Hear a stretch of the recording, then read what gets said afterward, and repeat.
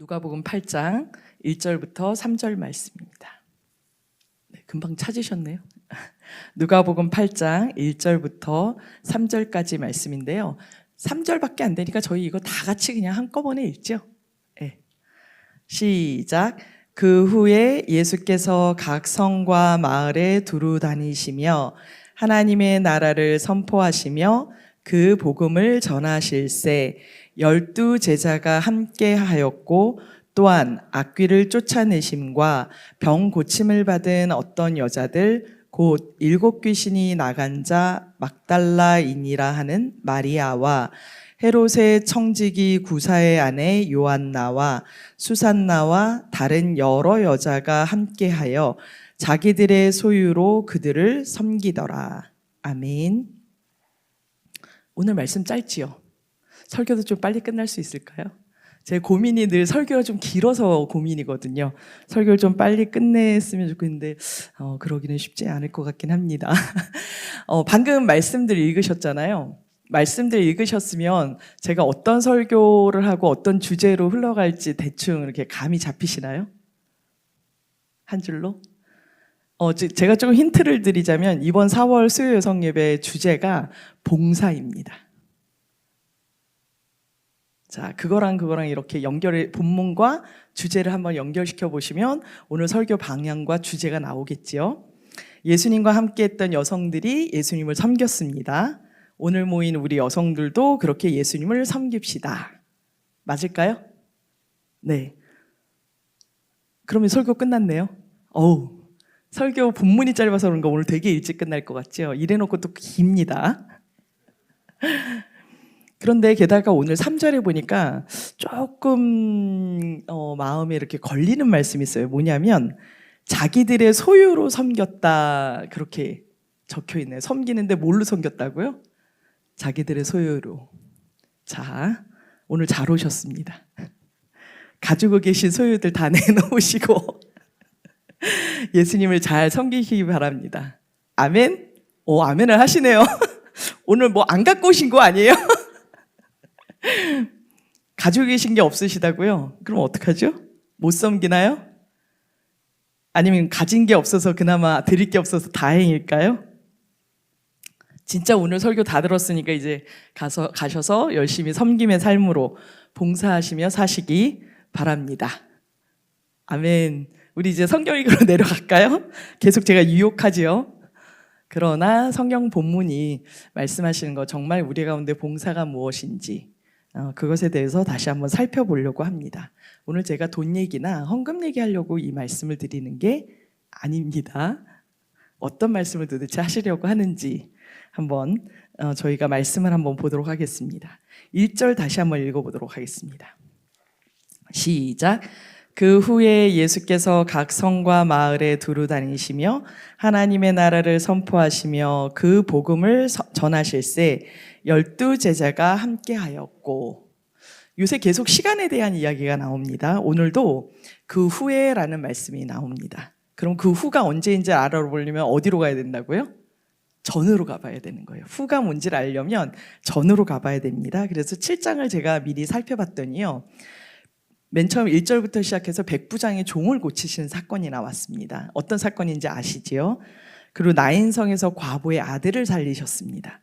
그러니까 고치시고 죽은 사람을 살리셨습니다. 그리고 세례 요한의 제자들이 와서 당신이 우리가 기다리고 있는 메시아입니까? 라는 질문에 대해서 예수님께서 대답하시는 장면이 나옵니다. 그리고 나서 요 바로 앞절 36절부터의 말씀은 36절부터 50절까지의 말씀은 향유를 부은 여인에 대한 이야기가 나옵니다. 죄 많은 여인이 예수님의 뒤로 와서 발쪽에 이렇게 서서 향유를 부으면서 자기의 머리털로 자기의 눈물로 예수님의 발 앞에 향유를 붓고 죄사함을 받고 믿음이 너를 구원하였다라는 말씀을 듣고 돌아간 그 후라는 것입니다. 이해되셨죠? 그 후에 이제 예수님께서 하나님의 나라를 선포하신 이야기입니다. 1절 다시 화면에만 좀 비춰주세요. 그 사건들이 있고 나서 예수님께서 저기에 보니까 각 성과 마을에 두루 다니셨다고 이야기하고 있습니다. 두루. 즉 빠짐없이 골고루 다니시면서 하나님의 나라를 선포하셨습니다. 근데 거기에 보니까 하나님의 나라를 선포하시며 그 복음을 전할세 그랬으니까 즉 복음이라는 것은 뭐냐면 하나님의 나라입니다. 이해되셨죠? 그래서 그 하나님의 나라를 전하실 때 12제자가 함께 했다는 것입니다. 예, 이제 내려주셔도 됩니다. 예수님께서 이 땅에 하신 사역은 결국 하나님의 나라가 어떤 것인지를 우리에게 보여주신 것입니다. 그것에 대해서 3가지 사역으로 예수님께서 가르쳐 주셨고 전하여 주셨고 고치셨습니다. 그러니까 하나님의 나라에 대해서 알고 싶은 사람들, 듣고 싶은 사람들, 그것이 궁금한 사람들에게는 조목조목 가르쳐 주셨습니다. 그리고 전하신 것은 하나님의 나라에 대해서 알고 싶지도 않고 듣고 싶지도 않아도 모든 사람을 향해서 하나님의 나라에 대한 소망이 없는 사람들에게조차도 하나님의 나라가 이런 것이다라고 전하신 것입니다. 그래서 가르침의 사역과 전함의 사역은 조금 다릅니다. 지금 우리가 교회에서 모여서 이렇게 말씀을 전하는 것은 전하는 것이기도 합니다. 왜냐하면 우리 가운데 교회에 나오고 있지만 하나님의 나라에 대해서 잘 모르기도 하고 심지어는 하나님의 나라에 대해서 이 자리에 와 있지만 관심 없는 분들도 의외로 있습니다. 제가 겪어봤을 때 그렇습니다. 어쨌든 가르치는 사역과 전하는 사역이 함께 있고 우리 가운데 병 고침을 위하여서 기도하시는 분들도 있고 실제로 나으신 분들도 있으면 예수님의 사역이 우리 교회 안에서도 이루어지고 있습니다. 그런데 예수님께서 이것을 교회 안에서뿐만 아니라 그러니까 하나님의 자녀들뿐만 아니라 이방 지역에까지 다 다니시면서 이 3가지 사역을 통해서 우리 모든 사람들이 하나님의 나라의 백성인 것을 그리고 하나님의 나라가 어떤 것인지를 실제로 가르쳐 주시고 전하셨고 그리고 실제로 눈앞에 보여주셨던 것입니다. 그래서 하나님이 통치하시는 나라, 하나님이 주인 되시는 나라의 모습에 대해서 가르쳐 주시면서 때로는 비유로도 가르쳐 주셨습니다. 비유는 때로는 이해하기 쉽기도 하고 그런데 이해할 마음이 있는 사람만 이해할 수 있는 것이 또한 비유입니다. 그리고 또 그 말씀대로 살아본 사람만 이해할 수 있는 것이 비유입니다. 그렇게 비유로 얘기하시기도 하시고 설명으로 얘기하시기도 하셨습니다. 그래서 이곳저곳을 다니시면서 전하셨는데 계시록의 말씀은 하나님의 나라에 대해서 구체적으로 우리에게 보여주십니다. 계시록의 말씀 한번 보도록 하겠습니다. 계시록 21장 3절로 5절 말씀입니다. 3절부터 먼저 읽겠습니다. 시작. 내가 들으니 보좌에서 큰 음성이 나서 이르되 보라 하나님의 장막이 사람들과 함께 있음에 하나님이 그들과 함께 계시리니 그들은 하나님의 백성이 되고 하나님은 친히 그들과 함께 계셔서 요거 띄워주시기 바랍니다. 지금 보니까 하나님의 나라에 대해서 이야기하고 계신데요. 반복되는 3번이나 반복되는 단어가 있습니다. 뭔가요? 함께입니다. 함께. 하늘에서 보좌에서 음성이 났습니다. 하나님의 장막이 사람들과 함께 있었습니다. 그러니까 하나님의 장막에 사람들이 함께 있으니까 하나님이 그들과 함께 계십니다. 그럴 때 무슨 일이 일어납니까? 그들이 하나님의 백성이 됩니다. 그게 바로 하나님의 나라입니다. 하나님이 계셔서 하나님이 계신 그 자리에서 있는 사람들이 하나님의 백성이 되는 것, 그것이 하나님의 나라입니다. 그리고 하나님은 또 친히 그들과 함께 계십니다. 그러면 이렇게 함께 계실 때 일어나는 일이 뭔지를 우리 4절 말씀을 통해서 보도록 하겠습니다. 4절 말씀입니다. 시작. 모든 눈물을 그 눈에서 닦아주시니 다시는 사망이 없고 애통하는 것이나 곡하는 것이나 아픈 것이 다시 있지 아니하리니 처음 것들이 다 지나갔음이러라. 계속 띄워주세요. 예수님께서 친히, 그러니까 하나님께서 친히 사람이 되셔서 오신 분이 예수님이십니다. 그래서 이 땅 가운데 예수님께서 우리와 함께 계셨습니다. 거기가 이미 하나님의 나라입니다. 그리고 하나님이 우리 가운데 우리 마음에 계시기 때문에 우리 마음에 이미 하나님의 나라가 임하였다고 예수님께서 이야기하십니다. 그렇기 때문에 그 가운데 하나님이 육신의 사람의 몸을 입고 이 땅 가운데 임하셔서 예수님이 우리와 함께 계실 때 일어난 사건이 바로 이런 일들입니다. 눈물을 닦아주셨습니다. 아까 누가복음 7장에 나인성의 과부가 살아나는 일이 있었죠. 사망이 없습니다. 애통하는 것이나 곡하는 것은 애통하는 것은 슬퍼하는 것, 죄로 인해서 슬퍼하고 우리의 힘든 것 때문에 슬퍼하는 것이고, 곡하는 것은 사람이 죽었을 때 하지요. 그리고 우리 가운데 아픈 것이 다시 없는 것, 그것이 하나님의 나라이기 때문에 예수님께서 이 땅에 오셨을 때 그것을 보여주셨다는 것입니다. 그러나 늘 명심하셔야 될 것은 하나님의 나라가 아직 이미 우리 가운데 오셨지만 아직 우리 가운데 온전히 임하지 않으셨습니다. 왜 그렇습니까? 아직은 그 소식을 들어야 될 많은 사람들이 있기 때문입니다. 우리 교회에서 왜 치유 사역이 일어나고 왜 은사 사역이 일어나고 왜 성령 사역이 일어납니까? 그것을 통해서 하나님의 나라가 우리 가운데 임하였던 것을 우리가 미리 맛보아 알려고 우리 가운데 그런 일들이 생기는 것입니다. 이해되셨죠? 그래서 우리가 보여줘야 되는 것은 결국 하나님의 나라입니다. 이 땅 가운데서 늘 말씀드리지만 다시 살아나도 우리는 결국은 또 언젠가는 죽습니다. 그러나 우리의 영원한 사망으로 끝나는 것이 아니라 영원한 생명이 있다는 것이 바로 우리의 복음이 되는 것입니다. 그래서 5절 말씀은 계속 이렇게 됩니다. 보좌에 앉으신 이가 이르시되 보라 내가 만물을 새롭게 하노라. 예수님께서 다시 오시는 그날에 땅이 새 하늘과 새 땅으로 변하고 만물이 새롭게 됩니다. 우리 안에서도 이미 복음을 듣게 되면 새로워집니다. 이미 우리 안에서 만물이 새롭게 되는 은혜가 우리 가운데 있는 것입니다. 이것이 진실하고 신실하고 참되니 기록하라고 세례 요한에게 말씀하셔서 세례 요한이 계시록을 기록한 것입니다.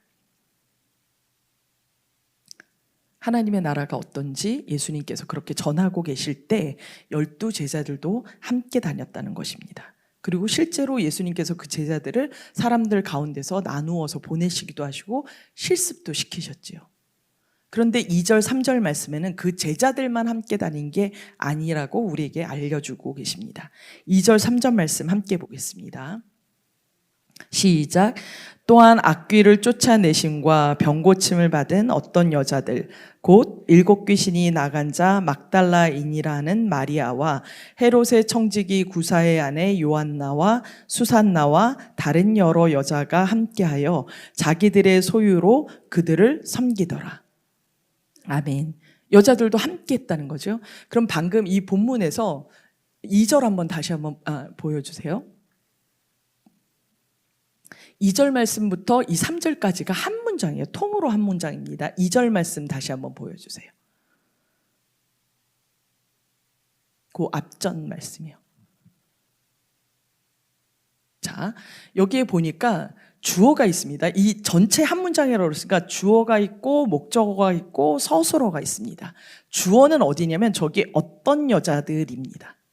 그리고 악귀 쫓아내심과 병고침을 받으니 어떤 여자들을 설명하는 말입니다. 그 뒤에 마리아, 요한나, 수산나, 다른 여자들, 그 여자들이 바로 그 어떤 여자들인가를 보여줍니다. 다음 3절 한번 보여주세요. 그랬더니 거기에 보니까 그 여자들이 함께해서 그들을 섬기더라. 그러니까 어떤 여자들이 그들을 섬기더라가 사실 이 문장의 전체입니다. 그러니까 여자들이 섬겼습니다. 근데 그들이 누구냐면 예수님과 12 제자들을 섬겼다는 것입니다. 이제 이 문장이 전체가 이해가 되시나요? 네. 그래서 예수님을 섬겼는데 뭘로 섬겼냐? 자기의 소유로 섬겼다는 것입니다. 그럼 분명히 아까 우리가 처음에 내렸던 결론 변했습니까? 안 변했습니까? 변한 것이 없습니다. 우리들의 결론도 결국은 보면 우리의 소유로 또한 우리도 예수님과 함께하고 예수님의 제자들과 예수님을 섬겨야 합니다. 그것이 결론입니다. 방금 2절, 3절을 읽으셨는데요. 그 본문을 다시 읽으시면서 나는 어디에다 밑줄을 치고 싶으신가 한번 생각해 보세요. 다시 2절 한번, 3절 한번 보여주세요. 자, 지금부터 보시면서 나는 어디가 중요하다고 생각해요. 제가 주어, 동사, 서술어는 다 알려드렸어요. 그런데 나에게 하나님께서 주시는 부분은 어디일까? 동그라미를 한번 쳐보세요. 어디세요?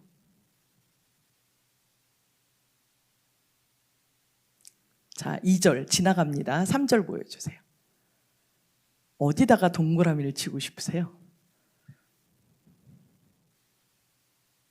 섬기더라에 치고 싶으세요? 그들을에 치고 싶으세요? 소유로에 치고 싶으세요? 여자들 이름에다 치고 싶진 않으시죠? 내 이름을 집어넣으면 되니까. 저는 어디다 쳤을까요? 저는 어디다 쳤냐면 악귀를 쫓아내심과 병고침을 받은 여기다가 밑줄을 좀 치고 싶습니다. 다시 한번 살펴보겠습니다. 아까 이 어떤 여자들을 소개하는 말에 뭐라고 돼 있냐면 악귀를 쫓아내심과 병고침을 받은 여러 여자들, 그러면서 막달라 마리아, 요한나, 수산나, 그리고 다른 여자들, 이렇게 표현이 되어 있습니다. 오늘 그러면 요 여인들을 먼저 좀 살펴보도록 하겠습니다. 막달라 마리아 아시나요? 유명하지요. 그런데 오늘 본문에서만 살펴보면 이 막달라 마리아에 대해서 뭐라고 설명하고 있냐면 7 귀신이 나간 자라고 설명하고 있습니다. 귀신이 하나만 들려도 너무너무 힘들 것 같은데 귀신이 7 귀신이 들렸다는 거예요. 그리고 예수님께 고침을 받고 예수님과 함께 다녔던 여자입니다. 그리고 요한나라는 사람은 누구라고 되어 있냐면 헤롯의 청지기 구사의 아내, 그렇게 되어 있습니다. 그러니까 구사라는 사람의 아내인데요. 헤롯 왕의 청지기라는 거예요. 근데 청지기가 어떤 사람이냐면 왕의 재물을 맡아서 관리하는 사람입니다. 그러니까 굉장히 높은 신분의 사람인 거죠. 그럼 여기서 이 헤롯은 누굴까요? 성경에 보면 헤롯이 되게 많이 여러 명이 나옵니다. 그 가운데 한 사람인데요. 예수님께서 탄생하셨을 때 그 베들레헴에 있던 2살 이하의 아이들을 모두 다 죽였던 것은 이 지금 나온 요 헤롯의 아버지입니다. 그리고 이 헤롯은 그 유대 지방의 분봉왕 중에 한 명이었어요. 여러분들이 잘 아시는 대로 세례 요한의 목을 친 바로 그 헤롯입니다. 그러니까 예수님 시대에 예수님이 태어났을 때 예수님의 베들레헴에 있던 아이들을 다 죽였던 그 헤롯의 아들이면서 그 아들이 여러 명이었어요. 여러 명이었는데 분봉왕이라고 해요. 분봉왕이 뭐냐면요, 봉건제라는 말을 들어보셨죠? 그 봉자가 쌓을 봉자도 되고 봉할 봉자도 됩니다. 그래서 이렇게 가둬놓는다는 거예요. 가둬놓고 성을 쌓아서 가둬놓는데 어떻게 가둬놓냐면 옛날에 봉건제는 뭐냐면 왕이 한 사람이 있고 나머지 그 땅 전체를 쪼개어서 제후들에게 맡겨서 이렇게 분할 정치를 한 겁니다. 분할 정치를 했는데 지금 이스라엘도 그런 정치를 하고 있었던 거예요. 이 당시에 이스라엘은 로마의 압제 아래 있었거든요. 로마의 압제 아래 있어서 거기에 왕이 되려면 로마의 허가를 받고 로마 황제의 허가를 받고 거기서 임명받아서 됐는데요. 지도 한번 보여주세요. 이렇게 이스라엘 땅을 4군데로 나눠서 그 헤롯의 아들들에게 줬습니다. 그래서 아켈라오라는 사람한테 왕이라는 칭호를 주고 나머지 왕들한테는 나머지 3명한테는 분봉왕이라고, 그러니까 땅을 떼어서 준 왕이라고 합니다. 그런데 거기 가운데 보시면 저기 동그랗게 패인 데가 있죠. 밑에 크게 패인 데가 그 사해고요. 그 위쪽에 있는 데가 갈릴리 호수입니다. 그 갈릴리 지역을 다스렸던 사람이 오늘 나온 이 헤롯입니다. 헤롯 안티파스라고 하는 사람이에요. 그리고 이쪽에 동편 쪽은 빌립이 했고 이 아래쪽과 위쪽이 아켈라오가 다스렸던 이스라엘 땅입니다. 그래서 예수님과 긴밀하게 연결되는 사람은 이 헤롯 안티파스입니다. 그래서 세례 요한을 죽였고 지금 나온 구사라는 사람이 섬겼던 그 헤롯이 바로 이 헤롯입니다. 그 사람의 부인인 요한나가 오늘 나온 이 요한나입니다. 그러니까 굉장히 세력 있는 귀족 가문의 여성인 거나 마찬가지지요. 자, 그리고 수산나에 대해서 나와 있고 그 다음에 다른 여자들에 대해서 나와 있습니다. 근데 이 여자들의 공통점이 있어요. 어떤 공통점이 있냐면 이 여성들이 여기에만 무리지어서 나타나는 게 아니라 나중에 누가복음 23장 55절과 56절, 24장 10절에도 나타나게 됩니다. 말씀 함께 보겠습니다. 누가복음 23장 55절로 56절입니다. 함께 읽겠습니다. 시작. 갈릴리에서 예수와 함께 온 여자들이 뒤를 따라 그 무덤과 그 시체를 어떻게 두었는지를 보고 돌아가 향품과 향유를 준비하더라. 계명을 따라 안식일에 쉬더라. 예수님께서 제자들이 다 도망간 후에 예수님께서 십자가에 못 박히실 때 이 여인들, 방금 언급해드렸던 그 여인들, 다른 여자들까지 다 포함해서 예수님의 십자가 아래에 있었습니다. 그리고 예수님께서 무덤에 들어가시고 관에 들어가시고 무덤이 봉해지는 것까지 다 봤습니다. 그러니까 우리로 치자면 예수님의 장례가 나고 그 장례식장을 지켰을 뿐만 아니라 입관 예배도 참석하고 발인 예배도 참석하고 나중에 장지까지 따라갔던 여인들이 바로 이 여인들인 것입니다. 그리고 24장 10절 말씀입니다. 시작. 이 여자들은 막달라 마리아와 요한나와 야고보의 모친 마리아라. 또 그들과 함께한 다른 여자들도 이것을 사도들에게 알리니라. 예수님의 십자가 사건에도 예수님의 부활 사건에도 참여했던 여성들입니다. 그리고 그 가운데 지난 부흥 예배 때 제가 설교했던 것처럼 그 세베대의 아들들의 어머니도 그 여자들 가운데 있었습니다. 그런데 제가 아까 어디다 밑줄 쳤었다 그랬죠? 이 여성들이 표현된 그 바로 앞에 악귀내어 쫓김과 병고침을 받은 여인들. 지금 이 여인들이 그냥 이렇게 나온 여인들이 아니라 여인들이 특별히 예수님께 은혜를 입은 사람들이었다는 것입니다. 그러니까 수산나나 다른 여자들이나 요한나나 어떻게, 그러니까 그 막달라 마리아의 7 귀신이 나갔다고 했으니까 분명하고 나머지는 표현이 안 됐지만 사실은 이 여인들은 큰 병고침에서 나음을 입은 사람들입니다. 그렇게 본다면 병고침을 그냥 병 정도가 아니라 그냥 무좀이나 그런 감기 정도가 아니라 생명이 위급할 정도의 큰 병 정도의 그 병에서 고침을 받았던 그 여인들이라는 것입니다. 이번 4월 주제가 봉사라고 했습니다. 봉사를 바꿔 말하면 섬김입니다. 섬김을 해야 된다는 것이 우리의 결론이지만 그거보다 앞서야 되는 것이 있습니다. 바로 은혜입니다. 예수님으로부터 먼저 은혜를 받아야 됩니다. 예수님으로부터 먼저 우리가 섬김을 받아야 합니다. 제가 신약 성경에서 봉사라는 단어를 찾아봤는데요. 제가 의외로 놀랐습니다. 왜냐하면 의외로 적어서요. 딱 7구절이 나오더라고요. 생각보다 적지 않습니까? 그리고 구약에는 민수기에 제일 많이 나오고 다른 데는 1구절, 2구절 정도밖에 23절인가 정도밖에 안 됐습니다. 그래서 이 시간에 저희가 본문이 짧았기 때문에 이 봉사에 대한 7절을 다시 한번 쭉 살펴보도록 하겠습니다. 설교가 길어지는 이유를 아시겠죠? 자, 에베소서 4장 12절 말씀입니다. 시작. 이는 그리스도의 몸을 세우려 하심이라. 12절 말씀은 성도를 온전케 하고 봉사의 일을 하게 하고 그리스도의 몸을 세우게 하려고 한다는 것입니다. 무엇이요? 그래서 제가 7절을 봤더니 우리 각 사람에게 그리스도의 선물의 분량대로 은혜를 주셨다는 것입니다.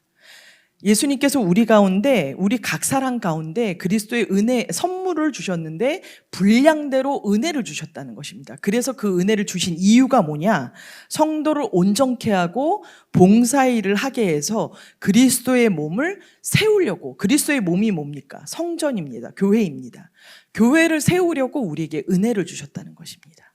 그러니까 봉사보다 앞서야 되는 게 뭐라고요? 은혜입니다. 베드로전서 4장 10절 말씀입니다. 시작. 각각 은사를 받은 대로 하나님의 여러 가지 은혜를 맡은 선한 청지기 같이 서로 봉사하라. 서로 봉사라고 하셨는데 어떤 사람 같이 하냐면 은혜를 맡은 선한 청지기입니다. 은혜를 가지고 있는.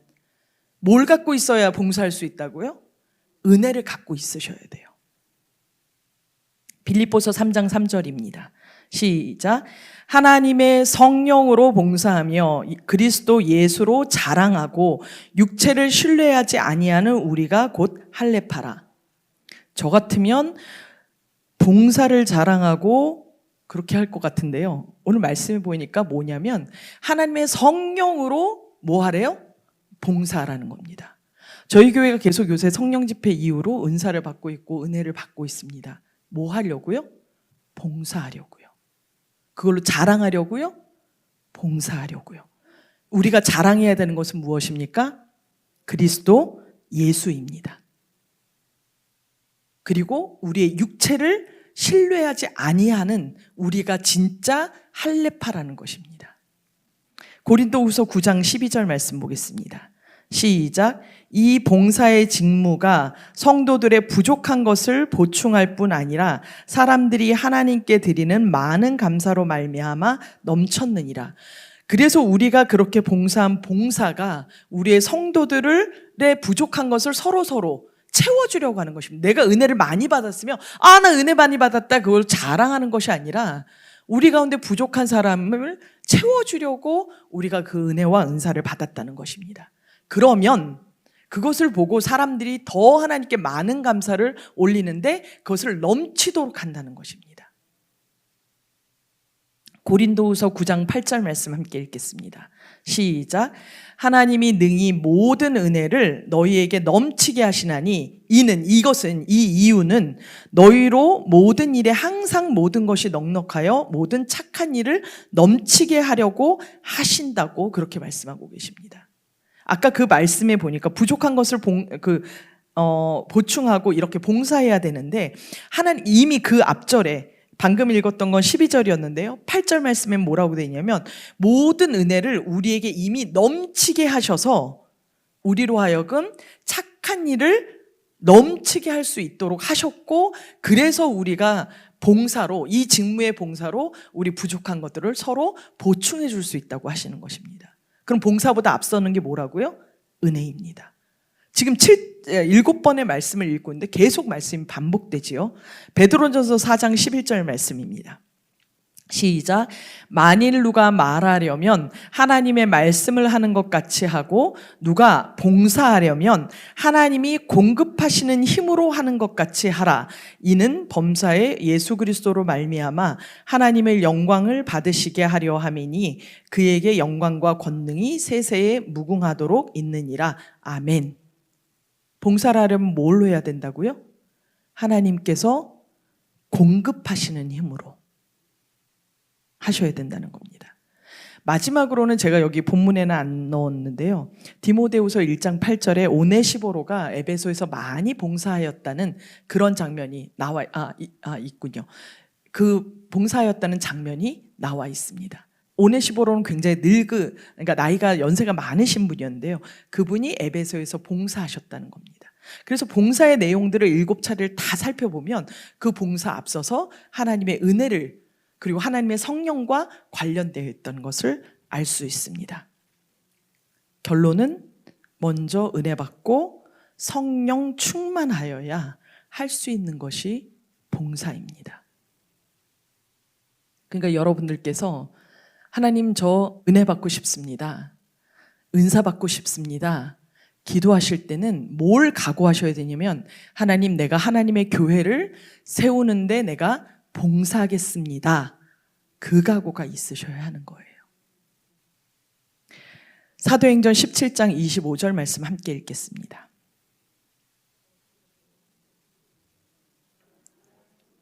섬김을 받으시는 것이 아니니 이는 만민에게 생명과 호흡과 만물을 친히 주시는 이심이라. 띄워주시기 바랍니다.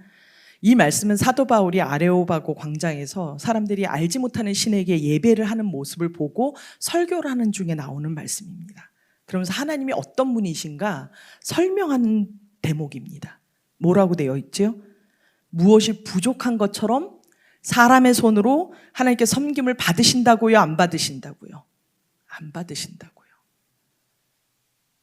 우리는 봉사한다고 하지만 하나님이 부족하시답니까? 안 부족하시답니까? 안 부족하시다는 거예요. 뭐가 부족한 것이 있으셔서 우리에게 봉사를 바라는 것이 아니라는 것입니다. 오히려 하나님은 만민에게 생명과 호흡과 만물을 친히 주시는 그 하나님이십니다. 그것이 먼저 깨달아져야 우리의 봉사가 하나님 아버지 앞에 어떤 의미인지 분명히 알고 하는 것이 될 수 있습니다. 오히려 하나님은 마태복음 20장 28절 말씀입니다. 시작.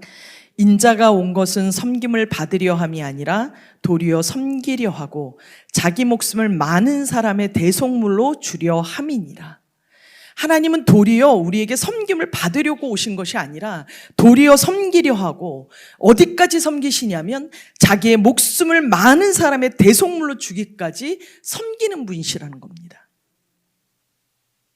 우리를 위해서 보잘것없고 가치 없고 우리가 우리 자신을 보아도 쓸모없는 우리를 위해서 자기의 목숨까지 바치시면서 섬기신 분이시라는 것입니다. 우리가 처음에 살펴봤죠. 우리가 가진 소유로 섬긴다고요? 그것이 하나님 아버지 앞에 우리가 가진 것이 아무리 많아도 예수 그리스도의 목숨에 비하겠습니까? 하나님이 나더러 이거 다 가져가신다면 어떻게 하지? 그런데 하나님께서는 자신의 목숨까지도, 자신의 아들까지도 피 한 방울 남김없이 우리에게 다 내어주신 예수님이시고 하나님 그 자신이십니다. 로마서 5장 8절 말씀입니다. 우리가 아직 죄인 되었을 때에 그리스도께서 우리를 위하여 죽으심으로 하나님께서 우리에 대한 자기의 사랑을 확증하셨느니라. 의롭고 가치 있고 목숨을 내어줄 만한 우리를 위해서가 아니라 우리가 여전히 그리고 아직도 죄인 되었을 때 우리를 위해서 죽으심으로 우리에 대한 사랑을 확증하셨다고 합니다. 왜 그렇게 하셨다고요? 사랑 때문에요. 하나님을 섬기기를 거부하고 에덴 동산에 살라 하시는데도 하나님의 명령 어기고 하나님의 자녀로 살라고 하시는데도 세상의 자녀로 죄의 종으로 스스로 살기를 결단하면서 살아가는 우리를 위해서, 우리를 사랑하셔서 우리를 먼저 섬겨주신 것입니다. 누가 예수님을 섬길 수 있습니까? 누가 하나님을 섬길 수 있습니까? 사실 우리는 하나님도 예수님도 섬길 수가 없습니다. 옆에 있는 가족도 섬기지 못하고 나와 함께 생을 살아가는 많은 사람을 섬기지도 못하는데 어떻게 우리가 하나님을 섬길 수 있겠습니까? 어떻게 예수 그리스도의 십자가의 보혈의 은혜에 보답하면서 우리가 섬길 수 있겠습니까? 섬긴다고 해봐야 내 뜻대로, 내 맘대로 섬길 뿐입니다. 내가 좋은 대로, 내가 좋아하는 방식으로, 내가 좋아하는 때에, 내가 좋아하는 것으로, 내가 좋다고 여기는 것으로 섬김받으라고 강요하는 것이 우리입니다. 우리의 자녀들에게도 그렇습니다. 그 아이들의 말을 듣기보다는 그 아이들의 말은 무시하고 내가 그 자녀에게 좋다라고 생각하는 대로 우리가 자녀들을 섬기기도 합니다. 부모님께도 그러합니다. 남편과 아내에게도, 그리고 내가 사랑하는 사람들에게도 내가 원하는 방식으로 섬깁니다.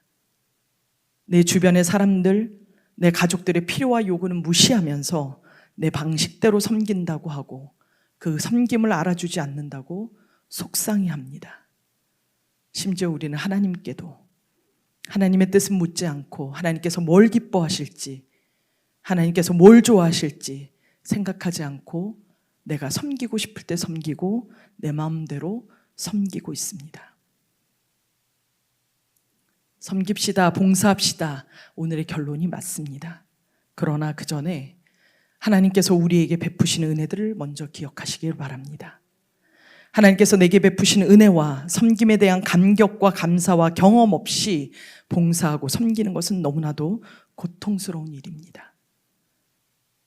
오늘 본문의 여인들은 악귀를 쫓아내어 주신, 병 고쳐주신, 자신의 삶을 통째로 바꾸어 주신 그 예수님이시기에 그분의 사역에 자신의 소유를 다 드려도 아깝지 않았습니다.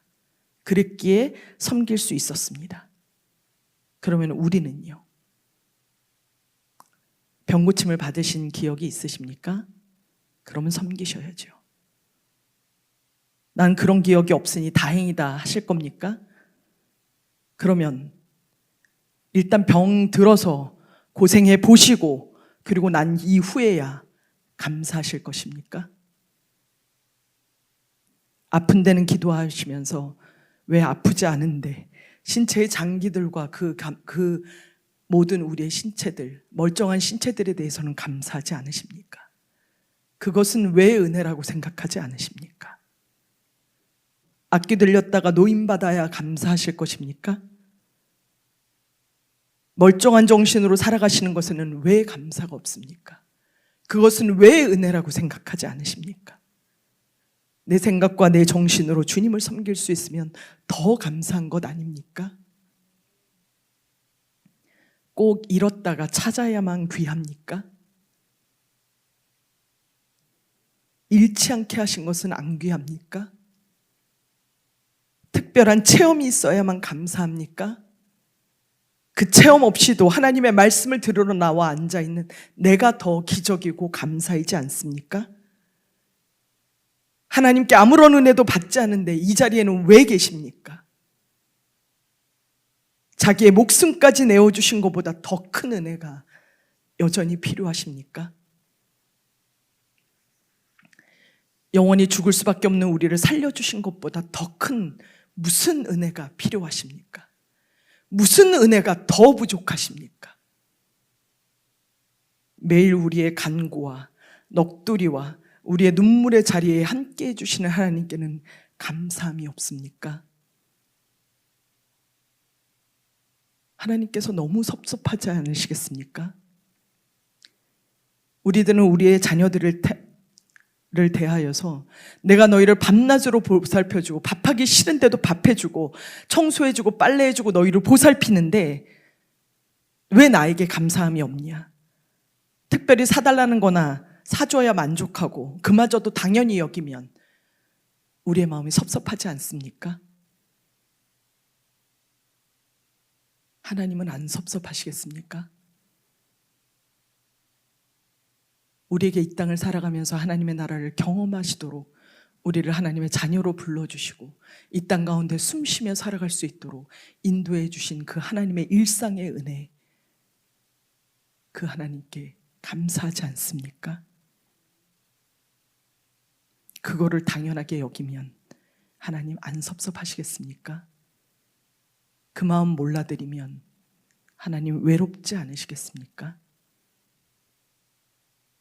누가복음 17장 5절부터 10절의 말씀을 읽도록 하겠습니다. 제가 읽겠습니다. 너희 중 누구에게 밭을 갈거나 양을 치거나 하는 종이 있어 밭에서 돌아오면 그더러 곧 와 앉아서 먹으라 말할 자가 있느냐? 도리어 그더러 내 먹을 것을 준비하고 띠를 띠고 내가 먹고 마시는 동안에 수종 들고 너는 그 후에 먹고 마시라 하지 않겠느냐? 명한 대로 하였다고 종에게 감사하겠느냐? 이와 같이 너희도 명령받은 것을 다 행한 후에 이르기를 우리는 무익한 종이라 우리가 하여야 할 일을 한 것뿐이라 할지니라. 무익한 종으로 하여야 할 일을 다 한 것뿐인 것이 바로 우리의 봉사가 되어야 합니다. 하나님께 감사해서 하나님을 나의 주인으로 삼고 스스로 종이 되기로 한 그 사람이 하는 것이 바로 봉사입니다. 4월 한 달 동안 하나님의 크신 은혜를 누리시고 경험하시고 헤아려 보시기 바랍니다. 그리고 이 무익한 우리라도 어디에라도 사용해 주시기를 간구하는 봉사하는 우리 모두가 되시기를 바랍니다. 이 시간 함께 기도하도록 하겠습니다.